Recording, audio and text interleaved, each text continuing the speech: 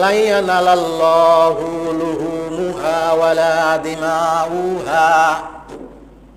কোরবানির পশুর রক্ত, কোরবানির পশুর গোশত, এটার আল্লাহর কোনো প্রয়োজন নাই। কোরবানির পশুর রক্ত জমিনে পড়ার আগে তার কোরবানির যে নিয়ত, যে তাকওয়া, ওয়ালাকিন ইয়ানালুহুত তাকওয়া মিনকুম, তোমাদের তাকওয়া সেকেন্ডের ভিতরে আসমানে আল্লাহর দরবারে পৌঁছায়া যায়।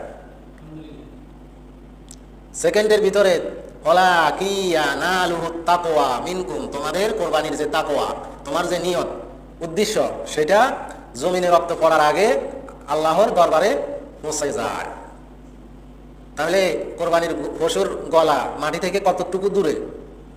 4 ইঞ্চি, শিং থাকলে 5 ইঞ্চি, 6 ইঞ্চি, নাকি 3 ইঞ্চি মাটি থেকে দূরে।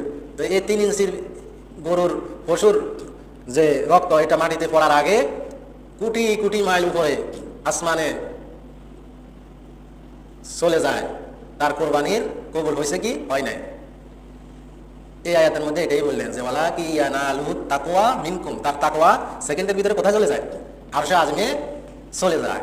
কিন্তু রক্ত, গোশত, এটা আল্লাহর কোনো প্রয়োজন নাই। রক্তগুলো মাটিতে পড়ে যাবে, আর মাটিতে পড়ার সঙ্গে সঙ্গে যে কোরবানি দিয়েছে তার সমস্ত গুনাহ মাফ হয়ে যাবে। সুবহানাল্লাহ।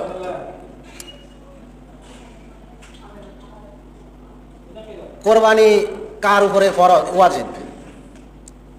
মুকিম, স্বাধীন মুসলিম, মুসলমান, নারী এবং পুরুষ বালেগ হয়েছে, 18 বছরের নিচে হইলেও তো বালেগ। বালেগ হয়েছে এমন ব্যক্তি, সে নারী হোক পুরুষ হোক, যদি তার কাছে 52.5 তোলা রূপার সমতুল্য পরিমাণ সম্পদ থাকে, টাকা থাকে, তাহলে তার উপরে কোরবানি দেওয়া ওয়াজিব। 52.5 তোলার রূপার দাম 1000 টাকা করে হইলে 52,500 টাকা। কোনো সময় রূপার দাম কমে বাড়ে, 1000 টাকা, 1200 টাকা, 900 টাকা, 800 টাকা, এই পরিমাণ।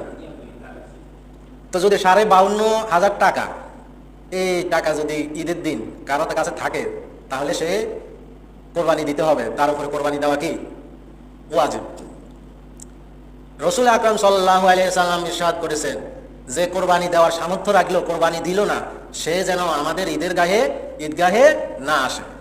দমক দিলেন যে তোমার ঈদগাহে আসার কোনো প্রয়োজন নাই, তুমি তো কোরবানি দেওয়া নাই। কোরবানি গুরুত্বপূর্ণ ইবাদত।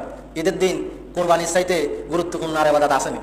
ফরজ ছাড়া ওই সময় ফজরের নামাজের পরে, ঈদের দিন, ঈদের পরের দিন, এর পরের দিন, এই 3 দিনের ভিতরে যদি কারো কাছে